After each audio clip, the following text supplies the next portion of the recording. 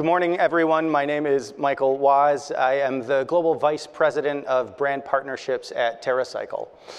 I have to say I'm excited to be here, and not only to talk to you, but typically I speak at sustainability and waste and recycling conferences, and I have to tell you that the food samples here are way better.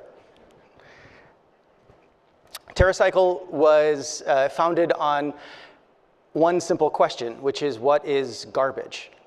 And there's a lot of ways to answer that. In one sense, trash and garbage is one of the few universals in life, in that absolutely everything, the clicker I'm holding in my hand, the cameras, the building, the chairs, and even us, we all become at one point trash when we have outlived our natural usefulness, when we are done.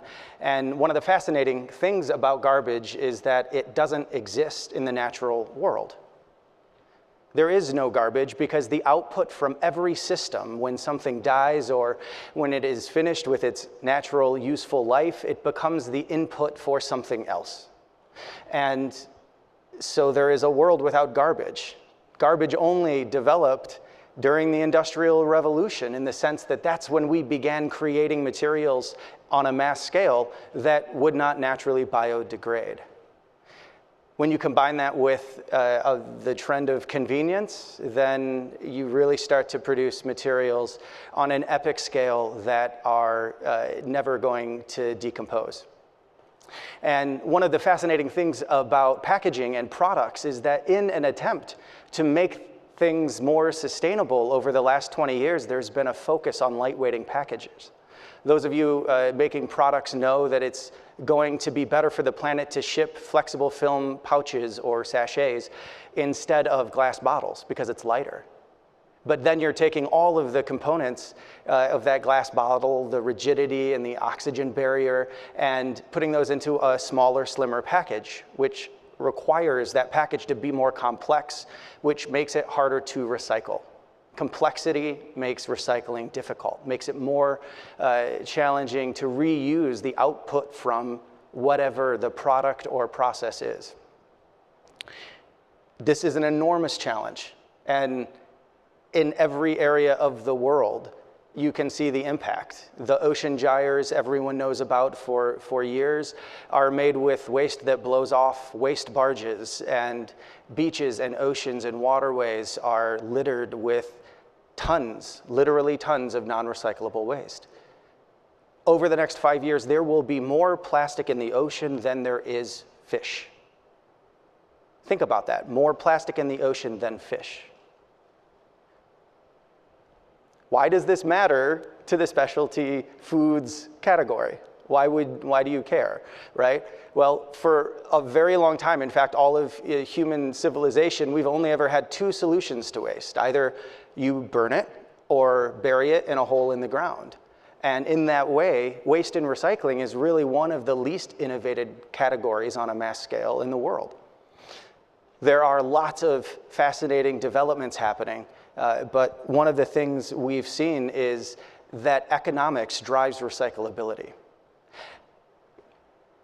If you look at the waste streams that are readily recyclable everywhere, glass, paper, aluminum, these are the simple waste streams, and they're the ones that a recycling facility can make a profit off of.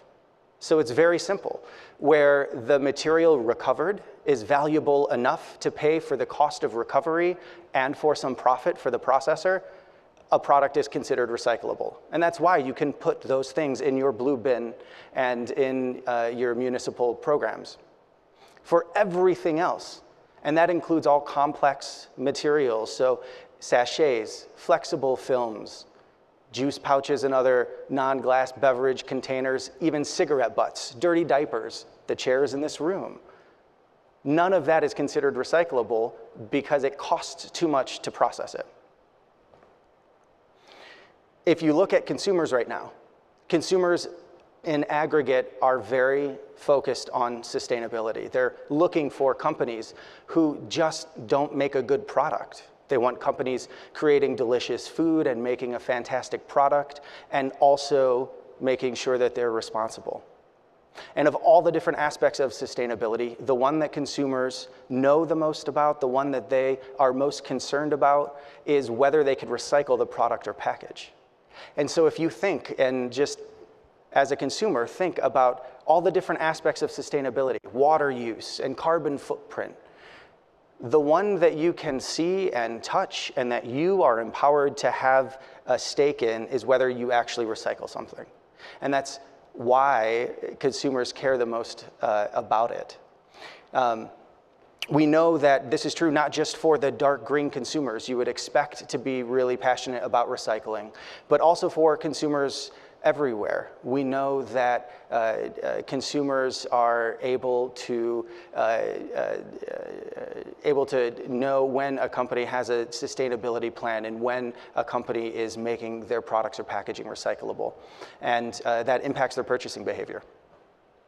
So how does TerraCycle do this? How do we make this valuable for companies like yours, for brands and companies in the food industry?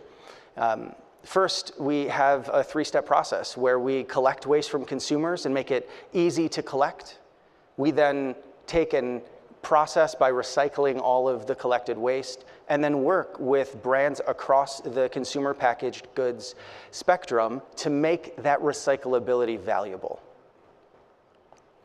When it comes to collecting, we have developed a number of different platforms, but the one used by most CPG and food and beverage companies is one where companies will make it possible for consumers to collect and recycle their products for free by running a program through TerraCycle that is free for any consumer to sign up for. And by entering just their name and address and email address, they're able to download a label that lets them collect that brand's product and send it to TerraCycle for recycling. We typically, in conjunction with our partners, give a penny per piece of waste to the consumers to donate to the school or nonprofit of their choice. And what we found is that this often turns into a very organic, very positive consumer engagement opportunity where someone will sign up, whether it's a PTO parent or a teacher at a school or an administrator at a nonprofit or an office.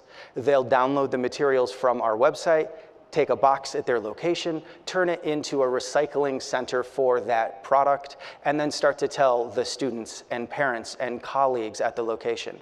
And so this turns into a very fantastic consumer engagement platform, all focused around your brand, around brands and sustainability. Once we collect all of that waste, and right now we are collecting hundreds of waste streams globally, from flexible films to cigarette butts to dirty diapers. All of that waste comes into us through our programs, and so we receive the package and are able to process it because we've developed a world-class R&D and material science team who specializes in taking trash and turning it into a custom material. We actually have the opposite approach most companies do. When you're making a new product or creating a new brand, you think, what is the best possible material I can get for this? We take the opposite approach. We take the materials at the beginning and then try to work backwards and turn them into something valuable. We do that first by checking in the products, and we are able to know exactly what's in every box that comes to our facilities by scanning the barcode on the package. It tells us the waste stream, the location that sent it. We weigh it to find out how much is in there, and then our R&D and material science team is able to aggregate all of the waste streams into like materials. Sortation and separation is usually one of the most expensive parts of processing waste and recycling. And so we crowdsource that by allowing consumers to collect specific waste streams and send it to us. Just to give you an idea, we have developed thousands of products over the last 10 years, all made from trash. Just about a year ago, we were announcing with P&G and Suez, who is one of the waste management companies we partner with in Europe, to create the world's first shampoo bottle made from beach and ocean plastic. We worked to leverage our existing network of hundreds of thousands of collecting organizations globally who helped us sort and find plastic on beaches, oceans, and waterways. We then took that and, with support from Suez, separated the materials, worked with the waste stream to get it to the necessary spec so that Head & Shoulders could use it in making new shampoo bottles.